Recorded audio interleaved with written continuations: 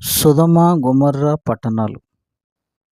సొదొమ, గొమొర్రా పట్టణాలు బహు ఘోరమైనటువంటి పాపం కలిగినటువంటి ప్రజలు కలిగినటువంటి పట్టణం.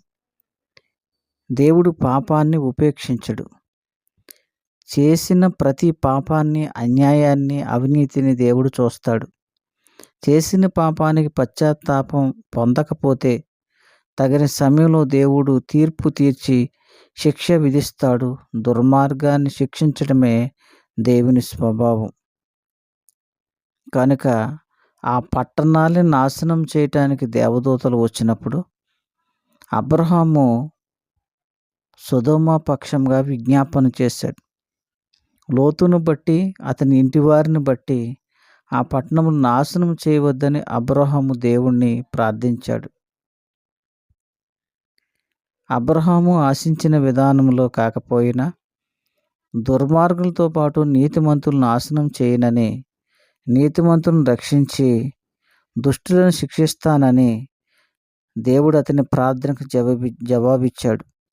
రాబోయే దేవుని ఉగ్రత దినాన ప్రపంచం మీదకి ఆ శిక్ష రాబోతున్నది. నీతిమంతులను రక్షిస్తానని దేవుడు వాగ్దానం చేశాడు. కానీ దుష్టులను మాత్రం ఖచ్చితంగా తీర్పులోనికి తీసుకువస్తానని చెప్పాడు. అబ్రహాము విజ్ఞాపన చేసి, ఒకవేళ 50 మంది నీతిమంతులుండిన ఎడల దానిలో 50 మంది నీతిమంతుల నిమిత్తం ఆ స్థలం నాశనం చేయక ఎందువా? ఆ చొప్పున చేసి దుష్టులతో కూడా నీతిమంతులను చంపుట నీవు దూరమవునుగాక. నీతిమంతుని దుష్టునితో సమానం ఎంచుటకు నీకు దూరమవునుగాక. సర్వలోకమునకు తీర్పు తీర్చువాడు న్యాయం చేయడా అని చెప్పినప్పుడు యెహోవా, సొదొమ పట్టణంలో 50 మంది నీతిమంతులు నాకు కనబడిన ఎడల వారిని బట్టి ఆ స్థలమంతటిని కాయుదునన్ను. అందుకు అబ్రహాము, ఇదిగో ధూళియు బూడిదయునైన నేను ప్రభువుతో మాట్లాడ తెగించుచున్నాను. 50 మంది నీతిమంతుల్లో ఒకవేళ 5 తక్కువైతే, 5 తక్కువైనందున ఆ పట్టణమంతయు నాశనం చేయుదువా అని మరలా అడిగాను. అందుకు ఆయన, అక్కడ 45 నాకు కనబడిన ఎడల నాశనం చేయనన్ను.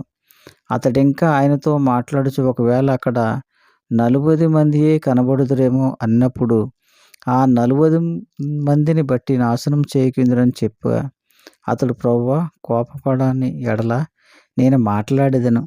ఒకవేళ అక్కడ 30 మందియే కనబడుదురేమో అన్నప్పుడు ఆయన, అక్కడ 30 మంది కనబడిన ఎడల నాశనం చేయను. అందుకు అతడు, ఇదిగో ప్రభువుతో మాట్లాడ తెగించి తిని, ఒకవేళ అక్కడ 20 మంది కనబడుదురేమో అన్నప్పుడు ఆయన 20 మందిని బట్టి నాశనం చేయకుందుననగా అతడు, ప్రభువా, కోపపడని ఎడల నేను ఇంకొక్క మారే మాట్లాడదును.